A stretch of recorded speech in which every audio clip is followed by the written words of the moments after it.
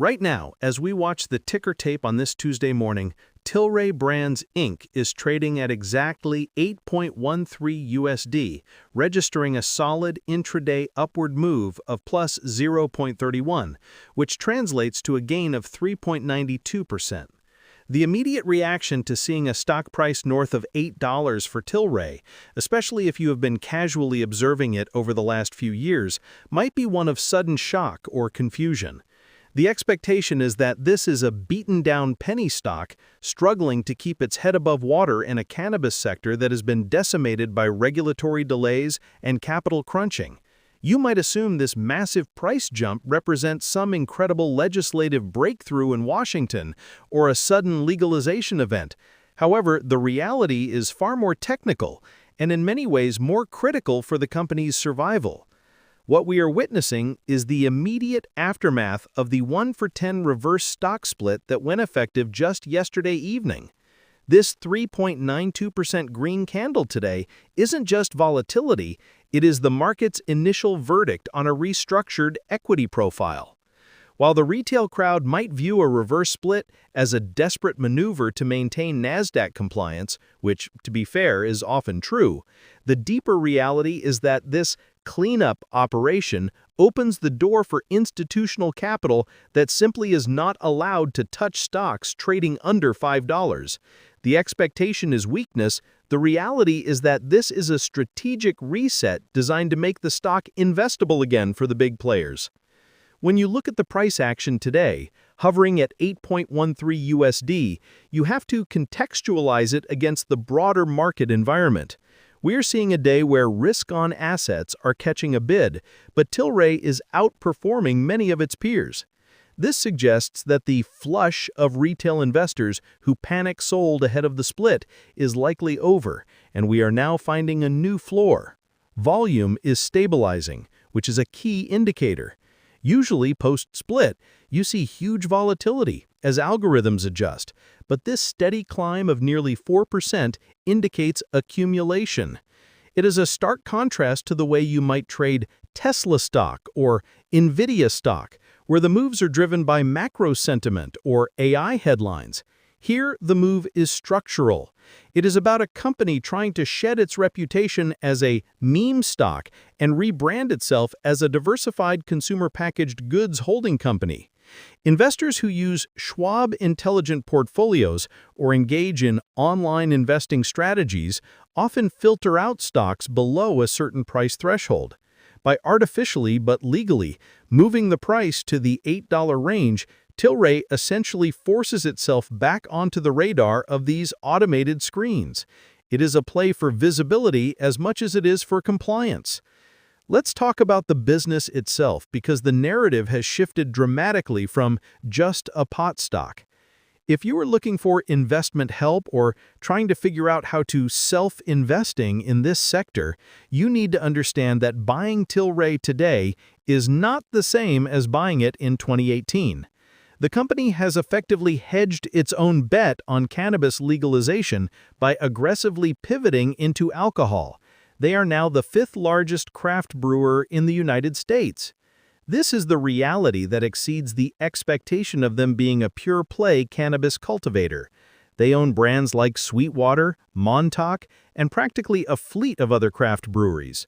This means that while they wait for the United States government to get its act together regarding rescheduling or the SAFR Banking Act, they are actually selling beer and making real revenue.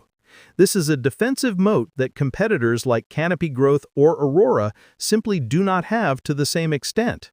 When you invest online or look at investing sites for cannabis exposure, you are usually buying cash-burning operations. With Tilray, you are buying a cash-burning cannabis operation attached to a cash-generating alcohol business. It is a hybrid model.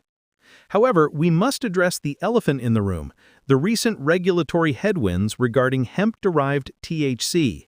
In late 2025, the conversation has shifted toward closing the loopholes that allowed hemp-derived intoxicants to flourish. Tilray had positioned itself to capitalize on this via its beverage distribution network. The market's fear, the expectation, is that a crackdown kills their growth story.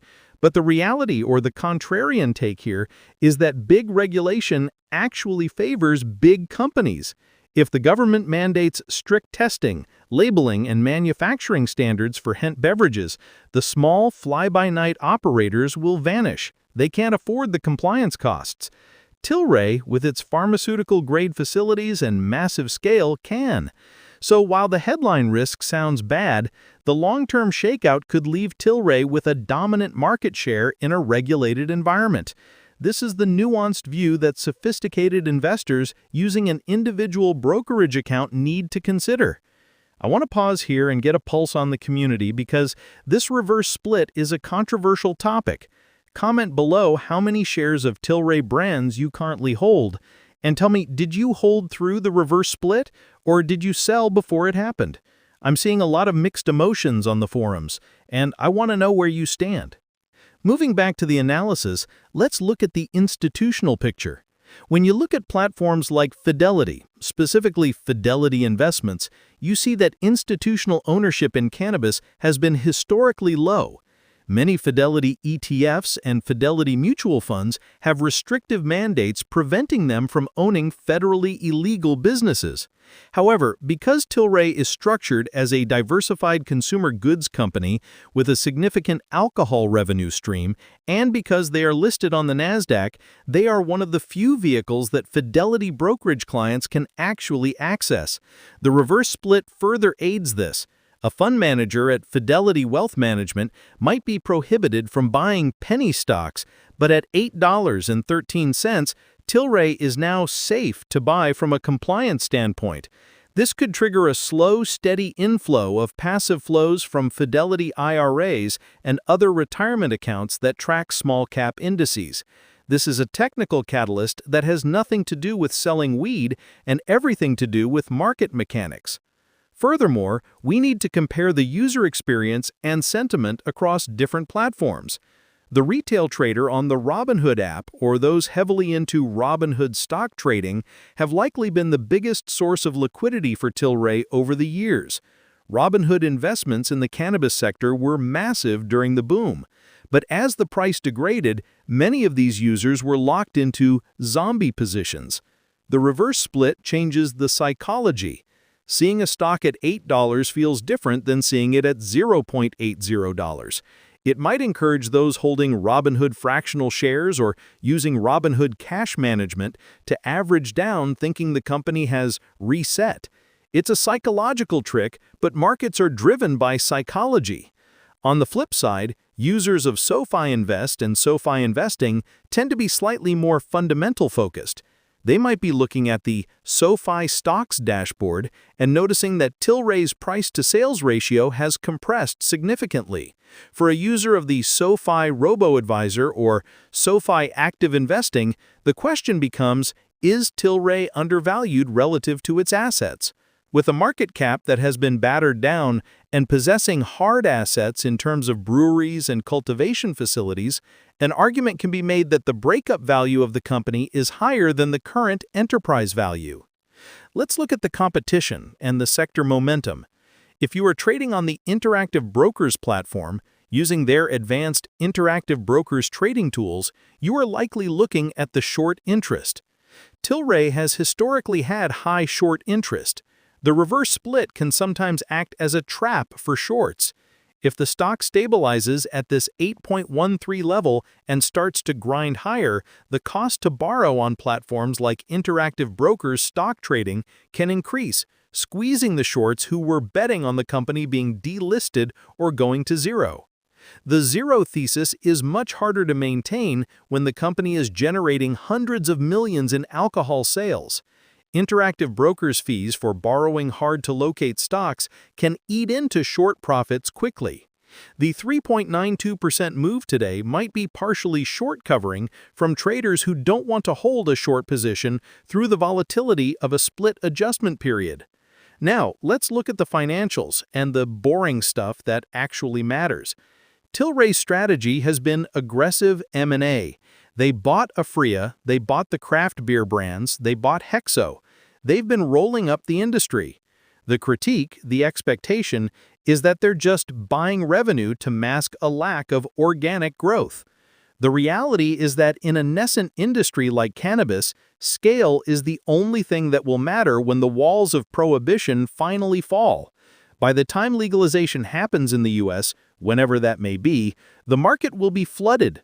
Only the companies with the lowest cost of production and the widest distribution networks will survive. Tilray is building that network now, using beer trucks to secure distribution routes that can eventually carry cannabis beverages. It's a Trojan horse strategy. You might be focused on the Fidelity mobile app checking the daily price, but the real work is happening in the supply chain logistics. The international story is also critical. While the US lags, Germany has moved forward with legalization. Tilray is well positioned in Europe with its facility in Portugal and its German operations. This is a legitimate growth engine,